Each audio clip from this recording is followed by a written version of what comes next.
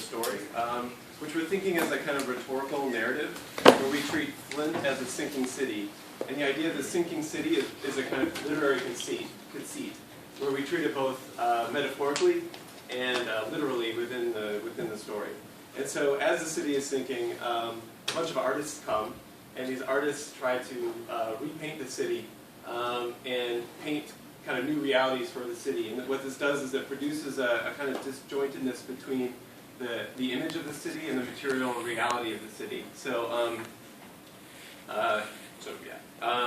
and this kind of disjunction between image and the things start to produce new spaces, new public spaces to occupy in different ways. And so as the city sinks away, these objects that are produced through this misalignment kind of hover above the landscape as a kind of reconstituted forest of these swaying objects kind of hung up in the air as a kind of material reality or material reminder of the former city. It kind of looks kind of like a forest, but they're not useful anymore until they get cut down and then start to be used to remake other cities. And so the story sort of strategically aligns with certain themes of the studio. So the idea of this kind of floating city kind of goes back to Constant. This kind of relationship of a kind of building that is built up via a process and is both infrastructure and building is kind of embedded in there. And then these kind of objects that no longer no longer valued for their initial use, but are valued as aesthetic objects or valued for new uses beyond their or things that were lost to time. Kind of goes back to the monuments that were shown as, in class. So we found evidence of the fact that Flint is sinking. So things like this, where the ground is kind of warping. Sort of gaps that emerge, as well as fire hydrants that are much too low. So we have a whole series of photographs that try to that are kind of evidence, pseudo-evidence for this kind of myth that we constructed for the city.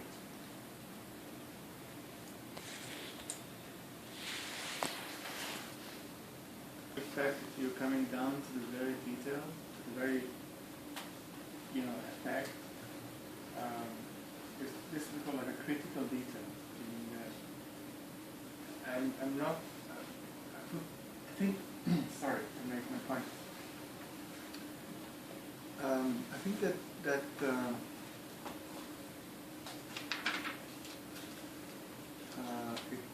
it is very good to think of this as a very dense presentation, because you densify it quite a lot, understood.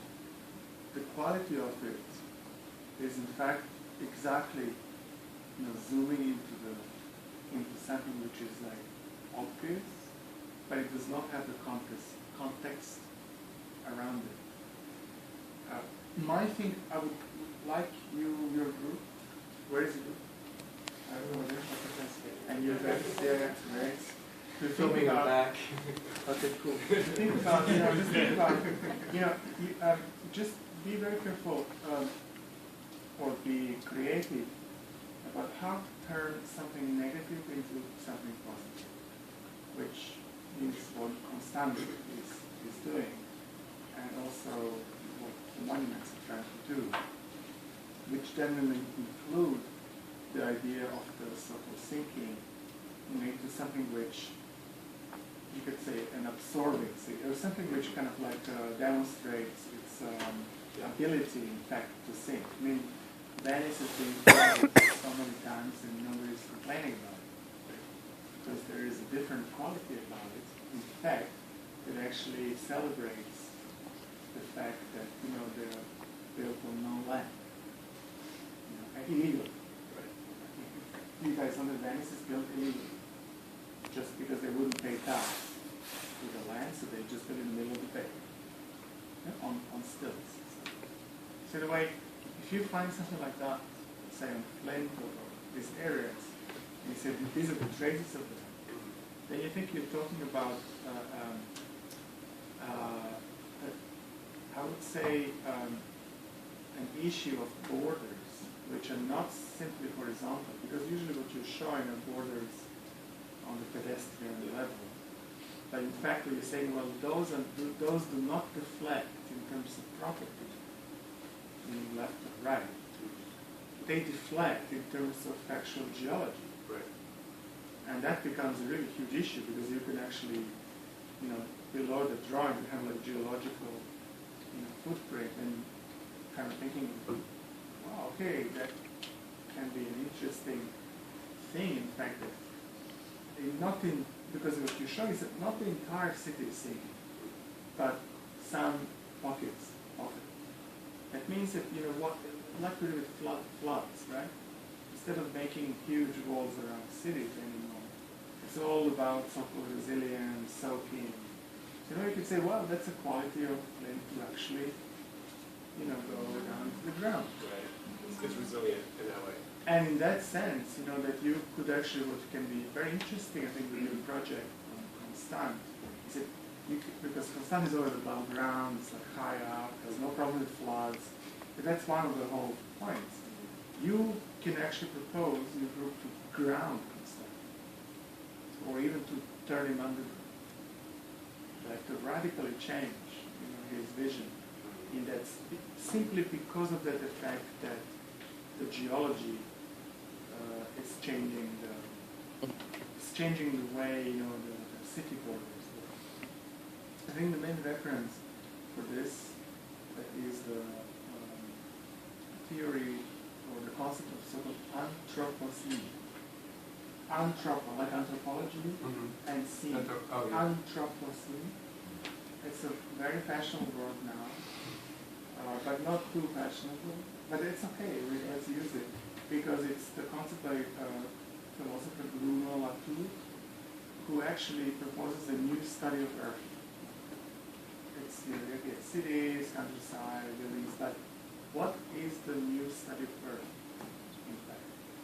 And that can be battling, because it kind of narrows the issue of Earth into the quality of living in the city. I mean, it would be great that you can say that image with that line that kind of is sinking down, projected 50 years from now. Say it sinks down to 10 feet. So that becomes a thought. It becomes something which has not existed. And if you find some engineering or geological super smart ways of doing things, it becomes a new quality in the city, which is not just horizontal, which is a huge, of course, problem with cities like Detroit, but it becomes three-dimensional, like an inverted mountain. So I would go, that's for me the most striking. I think the analysis is there, it's pointed, what can be there, which we're going to work tomorrow, is how to revert that and how to use the fact. Like Venice, the fact that it's been flooded. In your case, the fact that it's been kind of like. So, we should find a better word than thinking. Thinking reminds me of like being in a lot of mud, and dying. Because one can work on the fact that it can be something that, it is absorbing. Yeah, I think that's however, it is actually, how to say, negotiating within the geology, between the geology of the two and the things. Yeah. I appreciate very much also the images.